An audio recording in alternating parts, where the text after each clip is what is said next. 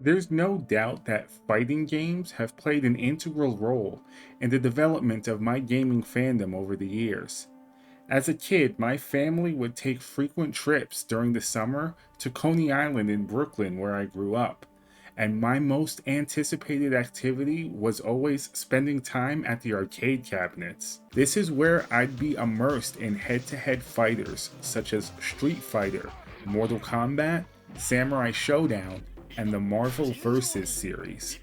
These games were incredible to me, and I constantly got on my parents' nerves begging for quarters just to get my butt handed to me time and again on these machines. Flash ahead a little to the late 90s when I would be introduced to my very first 3D fighting game for a home console.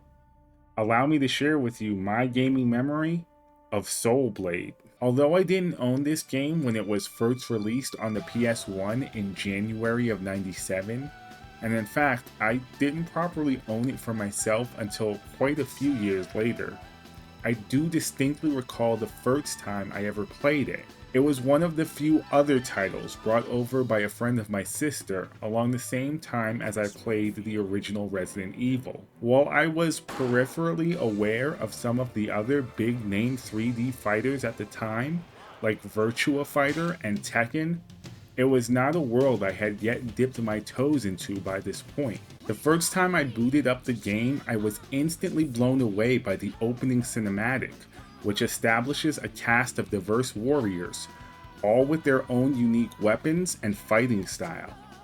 It took me a long time to get accustomed to all the new mechanics I had never before experienced in this type of game, such as being aware of three-dimensional positioning, the parry system, and being able to win or lose a match via knocking an opponent out of the ring.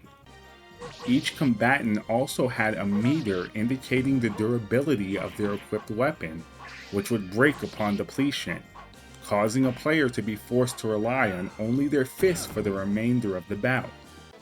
Each character could also expend some of this meter in order to unleash a powerful combo to apply pressure on their foe or attempt to swing the tide of battle back in their favor. Beyond the arcade mode, which featured the standard gameplay you'd expect of climbing a ladder of opponents leading up to a final boss encounter, this game was also content rich with the inclusion of Edge Master Mode, which offered a storybook narrative detailing the history of each character and chronicling their motivation for seeking to obtain the legendary Cursed Blade Soul Edge. From the skilled samurai Mitsurugi, searching for a weapon that can rival the power of developing firearms, to the devoted maiden Sophitia, who is called upon by the god of the forge Hephaestus to destroy the wicked sword and banish its evil from the world. This level of storytelling was uncommon for fighting games at the time, and really endeared me to many of the selection of fighters. No character's story gripped me more, however, than the tale of the young mercenary knight Siegfried. Despite being the son of a noble German soldier, Siegfried aligns himself with a group of bandits while his father is away on a crusade. One night, when he and his comrades plan an ambush in order to rob a group of knights, Siegfried unwittingly murders his own father. Being driven mad by his own actions, Siegfried convinces himself that he was not his father's killer, and embarks on a quest for a sword capable of granting him the strength to bring the true murderer to justice. This backstory adds grim and tragic context to Siegfried's victory lines of dialogue whenever he defeats an opponent.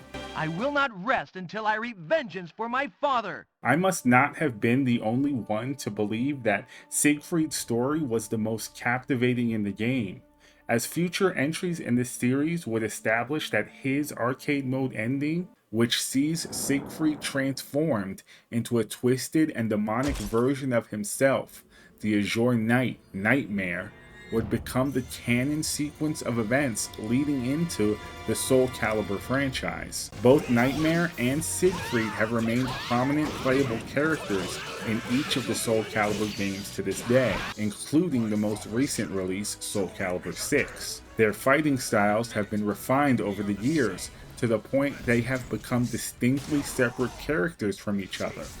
And while I'll admit there is no shortage of great warriors to choose from in any of these games, for me it will always come down to a coin flip between my two absolute favorites, Siegfried and Nightmare. While the Soul Calibur franchise has seen a decline in popularity in recent years, my memories of the game that started it all remain a legend that will never die.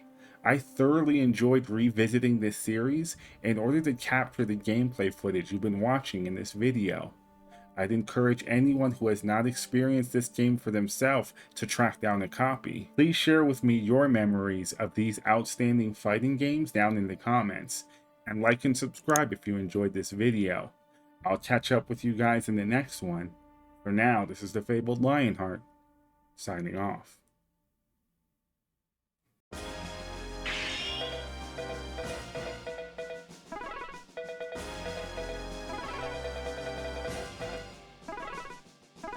The legend will never die.